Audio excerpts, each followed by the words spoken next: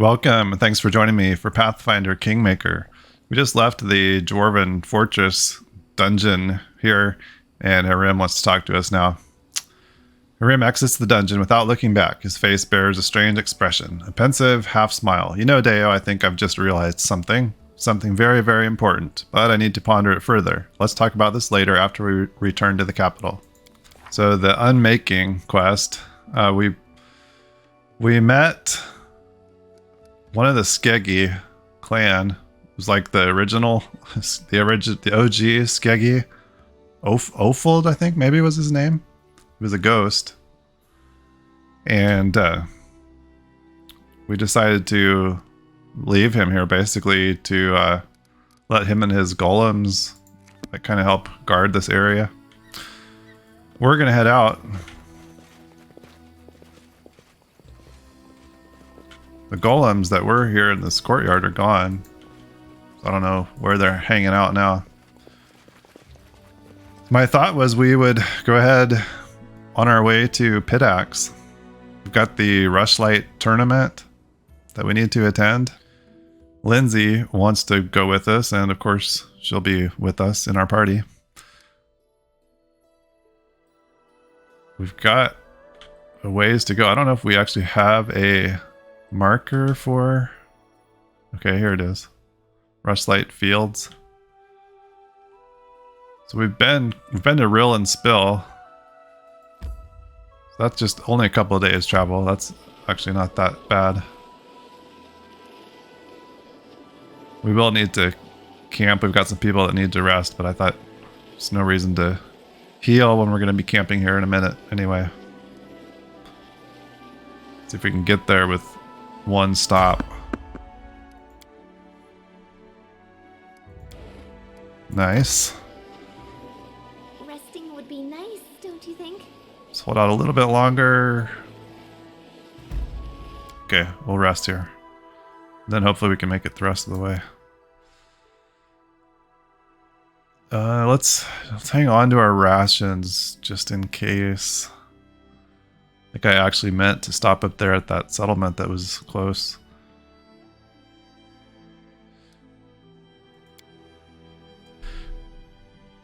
The spider legs, I forget what bonus that gives us, but that'll be...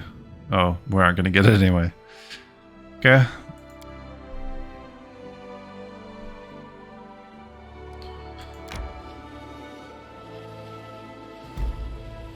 Got some new areas popping up here.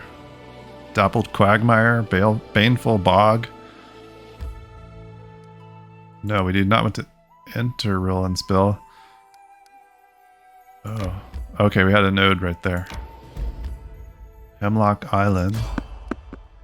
Peaceful Travelers. Alright, let's see if it's someone besides the skeletal merchant. So far, the Peaceful Travelers have been few and far between. It's basically this guy. Yep. I suppose I should check with him, but he hasn't had anything that we've felt like buying to this point. Gotta get across this river somewhere. We're not going in the right direction. My strength there we go. Me. Okay.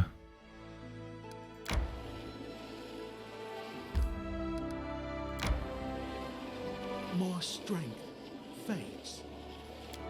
Shoot. Okay, I was hoping there'd be a way to get across here, but looks like maybe we needed to go down there. Okay.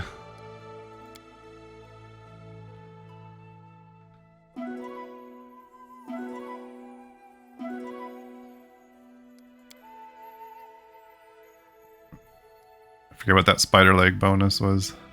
Fortitude saving throws. Okay. Well, let's see where this... Okay, we can... Alright, nice. Ah, there. Rushlight Fields. Who is this? Oh, this is King Irovetti. King Irovetti greets you personally. The bulky Kelid is broad-shouldered and looks to be somewhere around 50 years of age. His golden crown sits on a long, greasy hair above a heavily powdered face covered in bristle, and his expensive doublet is stained, stained with oily spots. He guffaws as he squeezes you in a bear hug, enveloping you in the mixed scents of sweat, wine, and expensive perfume. Yum. Sweat and wine.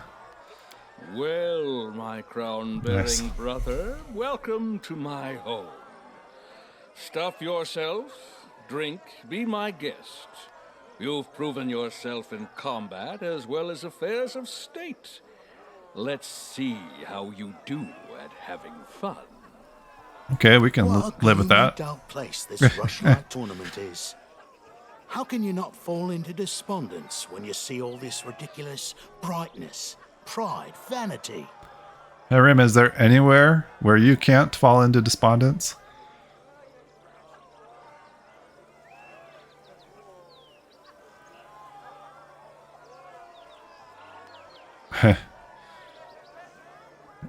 Hey there, Irovetti. We've only just met. Are you already checking where you want to stick your dagger? Great! I see you have a sharp tongue. So here's the plan. First, the Fishing Triathlon. Then a boasting contest. Boasting and in contest. The evening, the best part, a drunken melee. In the interim, there'll be a buffet, a fair, jugglers, acrobats, all the usual entertainment. And after the melee, I'll announce the winner.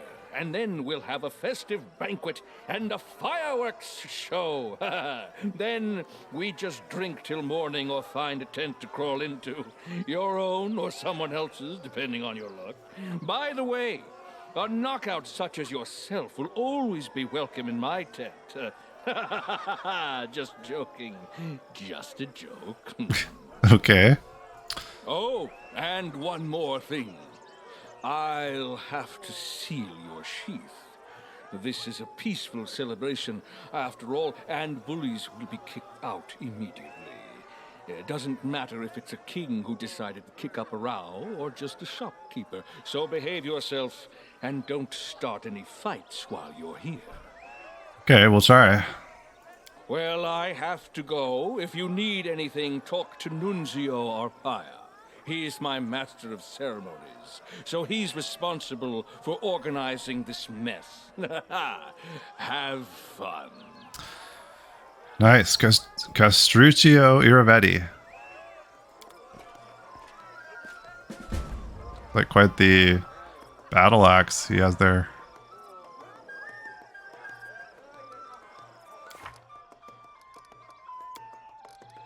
First contest will be the Fishing Triathlon, an entertainment that honors the folk handicrafts of the River Kingdoms. In order to join the competition, we just talk to the Master of Ceremonies, Nunzio Arpaia. Okay. Oh, let's look this one for Lindsay. Talk to Italia Guitarin. Maybe we should try to take care of that first if we can. Got some Aldoris here.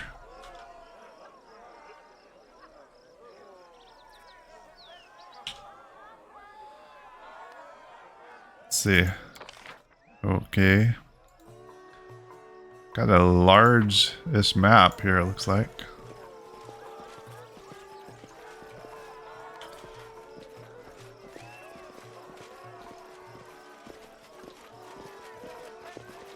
Carnivarial. I guess we should see if these people want to talk. The gnome's yellow bloodshot eyes scan the faces in the room nervously. Noticing you, he grabs for his sealed sheath.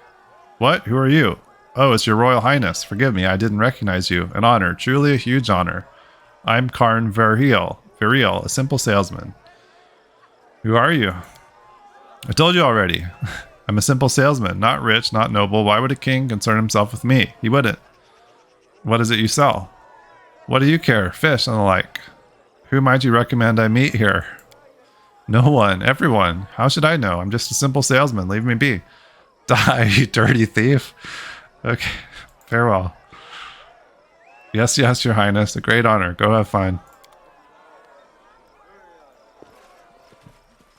Anything back here? Oh yeah. Okay, we got a stream flowing here. River.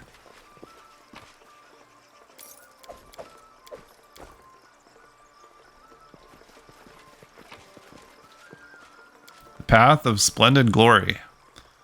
Ingevord the Golden Quill, professor of the Academy of Grand Arts of Pitax. In what a country, what city had the honor of being birthplace of our magnificent king, the unparalleled Castruccio Irovetti? This question is more difficult than it seems. It's commonly believed that he comes from Numeria. Starfall is usually named as his homeland. But his noble features point to a relationship with the Taldan nobility. We theorize that his true homeland is Opara, the ancient capital of the Great Empire. Little Castruccio once ran upon its granite pavements, feasting his eyes upon the golden spires and domes, taking in the spirit of royal grandeur. Okay, I guess we'll pick that up in case we need it. We got that other one was a gnome. It's the Goblin merchant. Adventurers, look at my offers, new wares in a new bag, all new, all bestest. Only me be old, can't be any bester. You little bastard, I'm gonna get you. Show me your wares. Oh, I love those chaotic evil choices. He's got some camping supplies. We got still have like 10. Where are they? Here. I guess we could pick up another couple just in case we end up indoors somewhere. Okay. I kind of wanted to talk to those Aldoris that were standing there. Let's go back this way before we get too far up the river bank there. Oh.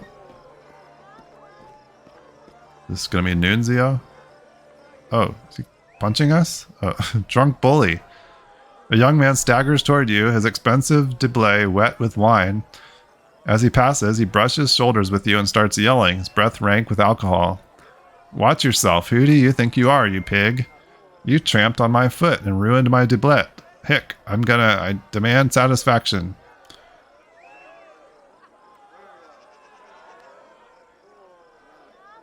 We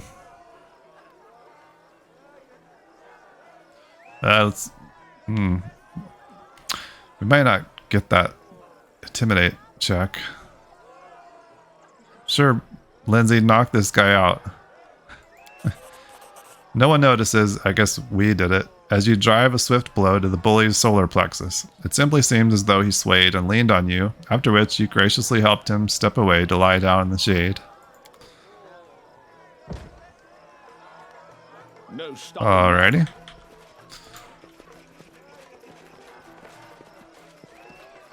Got another trader here. Best wares on the river. Don't waste time asking where they're from. Get these deals while they last. Ring of Circumstances, 370,000. Wow. It's a bonus to basically everything.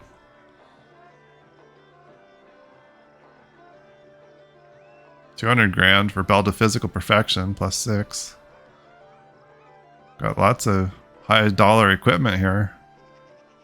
Absolver's Cloak. I just can't bring myself to spend that much gold on equipment. Onwards. Let's talk to these Aldoris. Edna and Julia. Okay, they don't want to talk. So what do we have over this direction?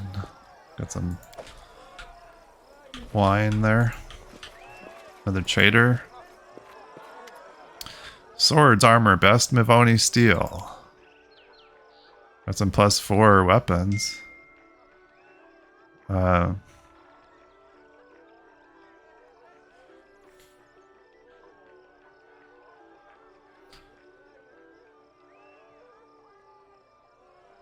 Not sure there's going to be anything better than what we're using, though.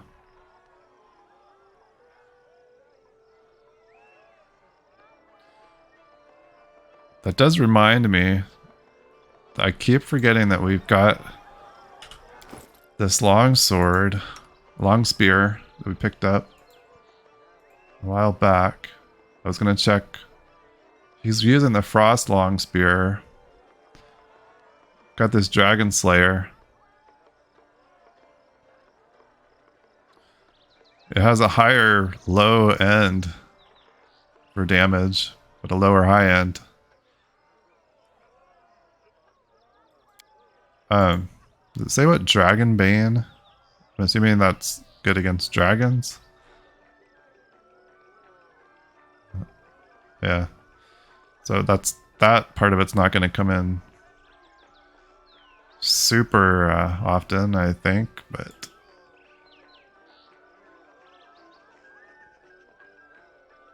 it's got the cold damage on the one he's using. I think we're going to leave that one on.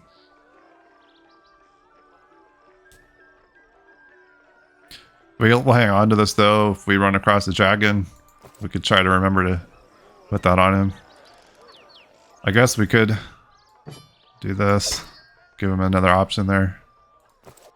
Okay. Oh, the other one I wanted to look at was Bane compared to what she's using. That's actually probably better than the Flaming Earthbreaker.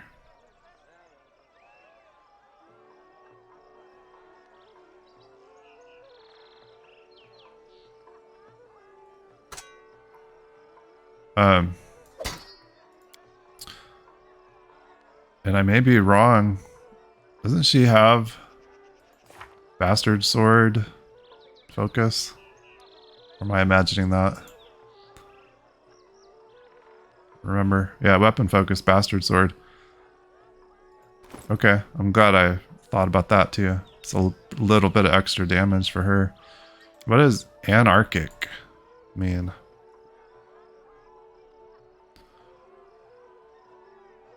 Allows them to cast a small assortment of spells from abjuration and transmutation schools. Oh, right, it has this weird... Each round in combat, the wielder of Bane risks falling under its influence and losing control over their actions. Each round, the wielder must succeed on a will saving throw. I think this is why maybe we hadn't used this on her.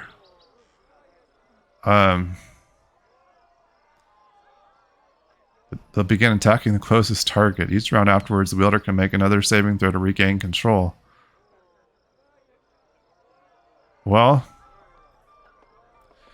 let's leave that on her and see what happens. If that comes back to bite us, we'll switch that off. Okay. So we've kind of visited this lower portion of the map. Anything else over here? No. Alright, so we need to, looks like, keep heading up this direction.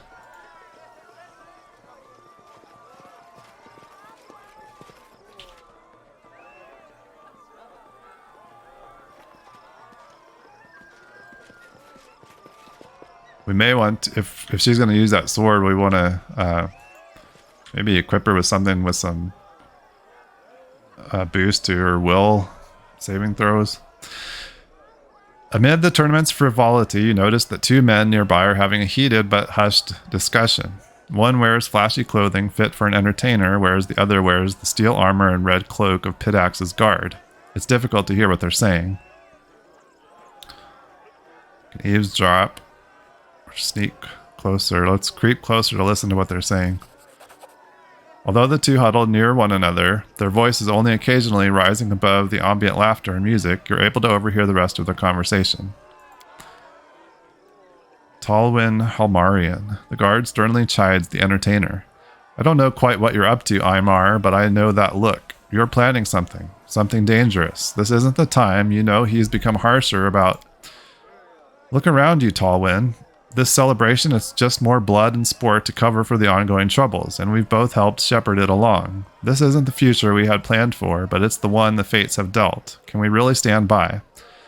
He begins to raise his hand and strike a pose as if preparing to make a bold declaration. The guard's hand intercepts Aymar's arm, firmly preventing the entertainer from making a scene. You know how harsh justice is these days. I've seen it with my own eyes, and it would crush me to see noble intentions harming good people, especially like you. I appreciate those feelings, I do. Aymar gently removes Talwyn's hand from his arm, but what Pitax needs now is action, and I intend to act. Uh-oh. So, sounds like things could get dicey here. The entertainer looks up, spots you, and smiles as Talwyn frowns and sadly walks away. It's a rare day that life emulates screenplays, Your Highness. Could it be that heroes have arrived in the people's time of need?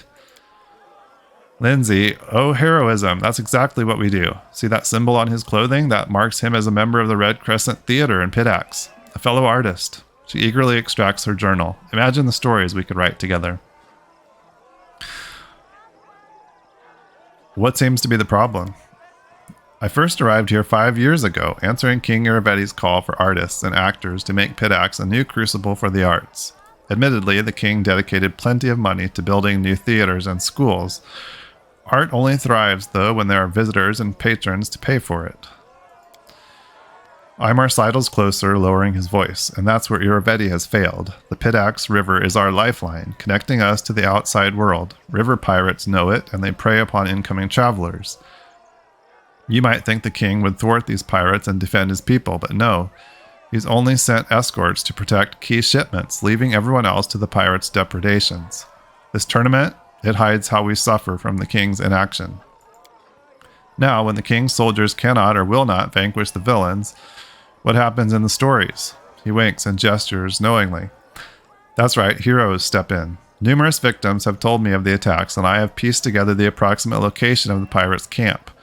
If you can ambush and defeat them, traffic will flow, commerce will thrive, and you'll command the adoration of the boatmen, dock workers, artists, and more. Naturally, I'm prepared to write a play dramatizing your exploits. What do you say? Well, we barely just met. I have questions.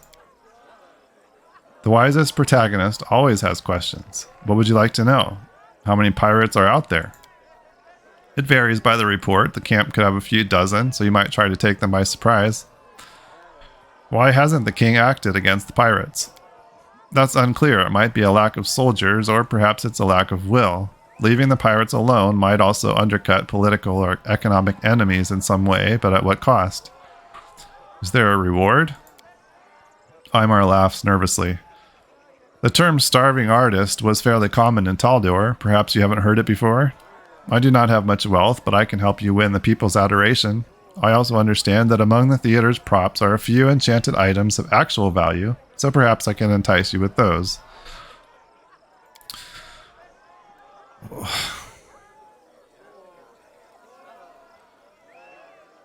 Well, I don't know. Yeah, we can probably do that. Then it's settled. I'll write down the directions real quick, and when you're done, you meet me in Pitax so I can hear your account. No doubt the magistrate will be pleased to stop getting piracy complaints too. I hope you'll arrive in time to see my latest production. Speaking of which, I'm already late to oversee its rehearsal. Jaethal unrolls the script and reads a few dozen lines. She winces and grimaces at several points before throwing the parchment to you. Utter drivel. This man is an amateur and his work is an affront to art.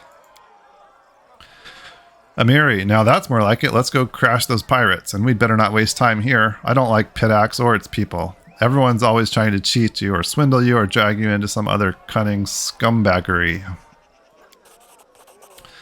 Consider this a little preview. Good hunting. Okay, Pitax River Bend has been revealed.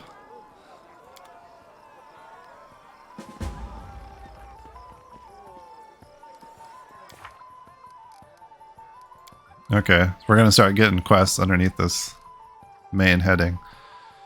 Dispose of the river pirates. The river pirates plague the people of Pitax. Aymar, dramaturge and patriot, has spoken of a pirate camp located not far from Littletown. Let's go there and show those scoundrels some proper river justice.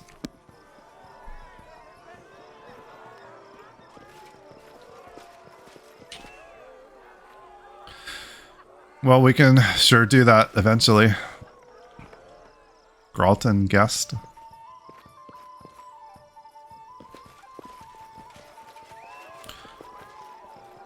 I feel like we need to finish stuff here though before we go chasing other quests.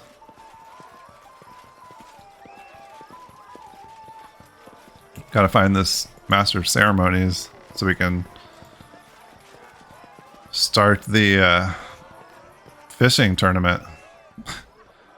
Test your finesse against the finest dwarven locksmithing. Crack the lock, get the prize. Who will challenge the best dwarven locks of the 5 Kings Mountains? Hack, scammer, time to teach you a lesson. Well, we're definitely not going to be able to pick them, but Lindsay probably could. Guess we can afford 500. I'm not sure if it means we get to pick who does it.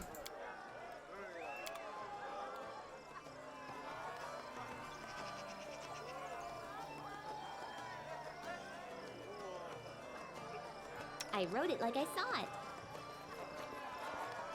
See if she can Anything do that. Okay. Applause, please.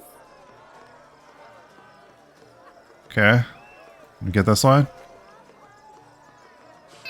Uh-oh.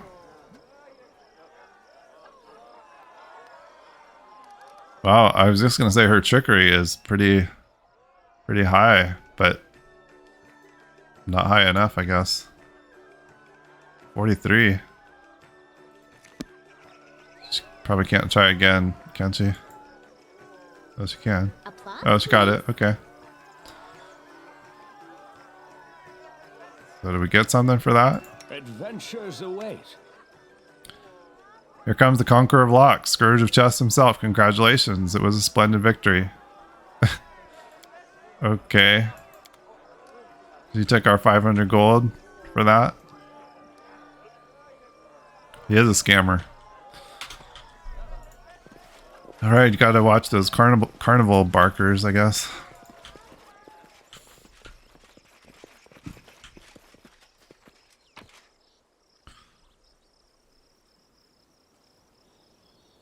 We already read that.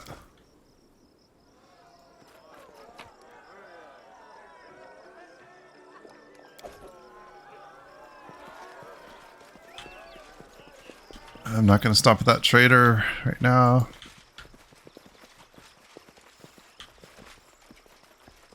Okay, yeah, I was going to say it feels like this is leaving the area. We must need to go the other direction back there.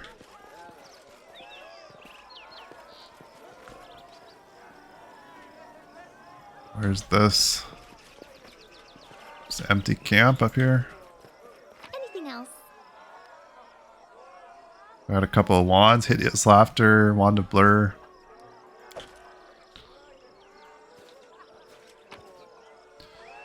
Sky Metal Cogwheel.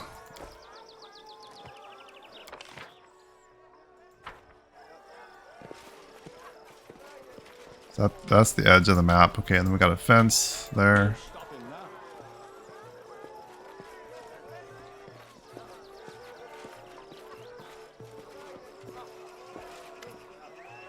Hey, you can't be here. This is High Highness. High Highness? Is that His Highness? King Irovetti's camp?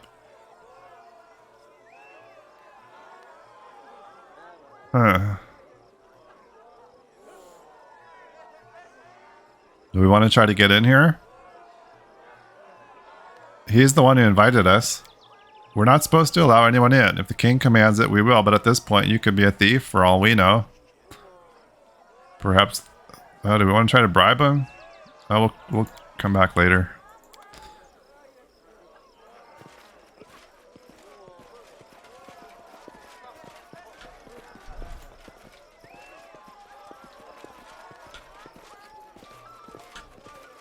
I don't think we found the Master of Ceremonies yet. Who's Animede Bellavara? Odeo, the famed Baron. No, excuse me, the King Irovetti now has come to visit us. It is such a delight to see you here. Maestro Bellavera, well, do you remember me? Lindsay blurts out, turning bright red. Ah, Lindsay, of course I remember you. You and your nonsense at the Poetics exam. I hear you have your own publishing house now. I didn't take you for the entrepreneurial sort, but I'm happy you finally found your calling. Tell me, are the songs you composed for Irovetti as bold as the ones you sang at my capital? Oh, I thought this name sounded familiar. So have we met her? Have my humble verses so offended you that you still recall their sting? Please, your highness, it doesn't behoove a person of your standing to take umbrage against a petty bard. Don't you know the old proverb, the tunes are chosen by the one who pays the piper? Tell me about yourself. You could have easily asked any of my admirers who Animade Bellavara is. That'd be about 3/4 of Pitax, and the rest are all my haters. You don't get to be the best among a city of poets and musicians without gathering a few enemies along the way. But why should I concern myself with hacks and soreheads? What can you tell me about King Irovetti? Animade's face darkens for a moment, but she quickly regains her sweet smile. Love him or hate him, you can't deny he's a great man. Pitax was a boring place before him. Only pirates, fences, and other scum did any business in the area. But then King Irovetti came and turned it into the cultural capital of the region. With him in charge, the arts have flourished and the city's been filled with songs, paintings, and statues. I just pray that Calistria breathes the same love of the arts into the withered hearts of some of the other rulers in the region, who'd prefer to squander their resources on saber rattling. Some may say that King Irovetti doesn't have a taste for arts. Any successful person gets haters and spreading dirty rumors about them. You should hear the things they say about me. Pay it no mind, our king is a man of exquisite taste with appreciation for all kinds of art. Does the king have any enemies?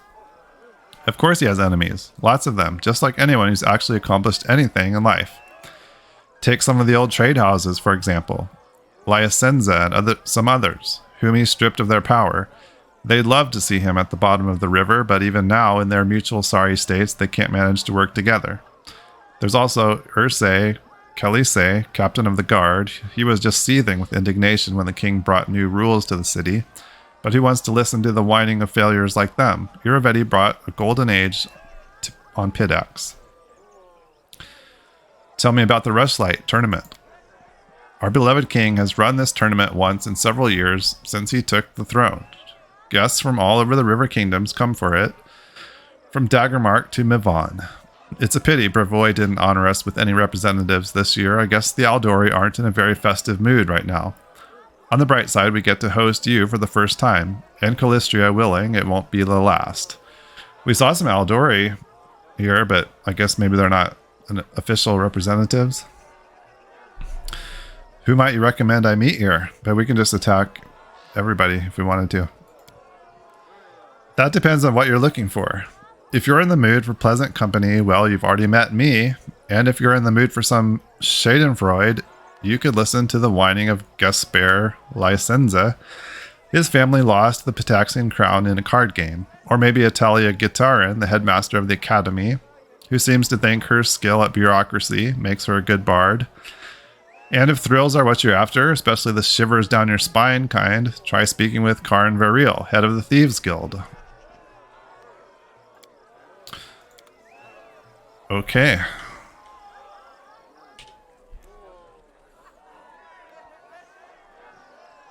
I'm really curious to see how this whole Pitax area, let's see how big it is, I guess. It is done. I feel like this field route must just be outside of the city. I wonder if the city is going to be a location or if it's going to be like maybe multiple locations within the city that we can travel to. Nunzio Arpaia. Okay, this is who we need to talk to. Your Royal Highness, welcome to the Rushlight Tournament. My name is Nunzio Arpaia, and I have the honor of being His Highness King Irovetti's Master of Ceremonies. You could say the organization of this tournament rests on my shoulders. If you need anything, I'm at your disposal. Tell me about the Rushlight Tournament. Since starting his reign over Pitax, His Highness King Irovetti has held this tournament once in several years, inviting guests from the highest society of nearby kingdoms to attend. Basically what Animede just told us.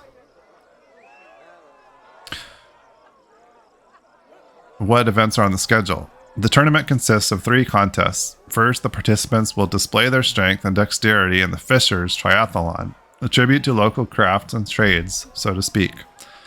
Then we'll be measuring competitors' wits in the boasting contest. There's a reason we're the cultural capital of the region, after all. And finally, the evening will wrap up with some mock combat in the drunken melee. Then His Majesty will announce the winner of the tournament, and we'll all enjoy a festive banquet followed by a splendid fireworks show. Lindsay, and what about flighting? I'm good at that. What is that? Flighting? Okay, I guess we're ready to participate. Let's get this show on the road. Okay. Trumpet sounded over the arena announcing the commencement of the Fishers Triathlon. We were to distinguish ourselves in 3 sports, if you could call them such. You be the judge, dear reader. The first round was fish carrying, and if you can believe it, they built narrow bridges over pits of mud and placed barrels on either side, one side filled with fish and the other side empty. The goal was to get all the fish from one side to the other barehanded without falling into the mud. I'm sure this is just what you imagined for a royal tournament. Throwing fish at your opponents was prohibited, but there was one unofficial but well understood rule in this tournament: don't get caught. We had to decide which of us would participate, as well as how fair we wanted to play.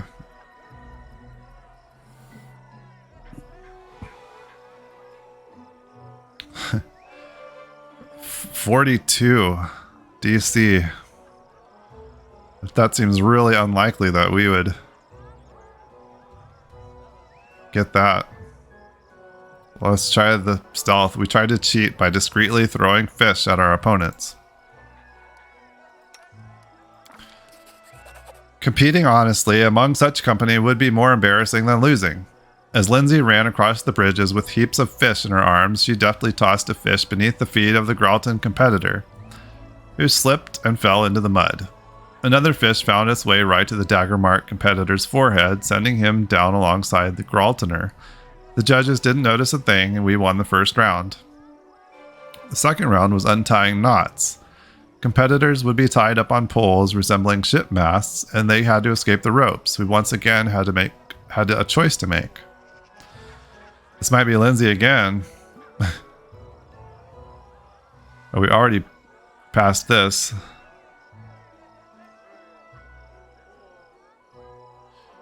Well, we could probably do it without, but we noticed a sharpened coin glistening in the dagger mark competitor's mouth, and the Gralton participant had a blade in hand. We exposed the cheaters, leaving us with fewer rivals.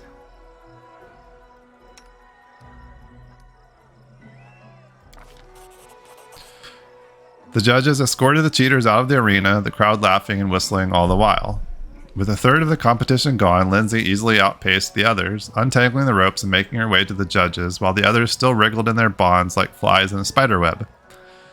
We'd won 2 out of 3 rounds. We seemed to have our victory in the bag, but with the rivals we were dealing with, there was no time to relax. The last round of the tournament was diving for river pearls. Huge tubs were filled with mussels and river water, and some empty jars had been placed on sets of scales. We'd have to open the mussels with our bare hands, gather the pearls, and deposit them in our team's jar. Of course, if playing fair wasn't a priority, we could try weighing down the jar with other things as well.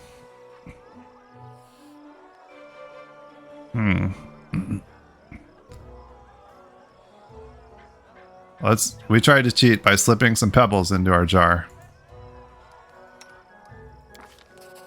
Lindsay bravely dove into the muddy water and started opening shells, breaking her nails in the process. She put fistfuls of pearls into her jar as fast as she could, slipping in an occasional pebble, pinch of sand, or dollop of mud when possible. Once time was up, her jar was the heaviest. A victory for us. Soon we stood on the pedestal as the judges awarded our team the victory. We were wet, muddy, and smelled of fish, but we grinned with joy all the same. Well, that was kind of all Lindsay.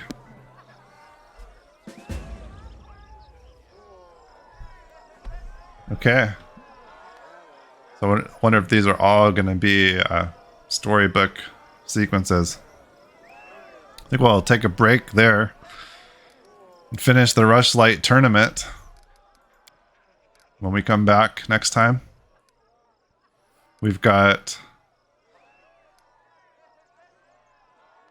the boasting contest next. And then the drunken melee after that. I wonder who... So the boasting... Well, we'll see. That could actually be Deo, maybe. His persuasion's the highest. Then the drunken melee, we're probably talking about Amiri. We'll see. Thanks for being here and watching. I really appreciate it, and hope to see you again. Bye-bye.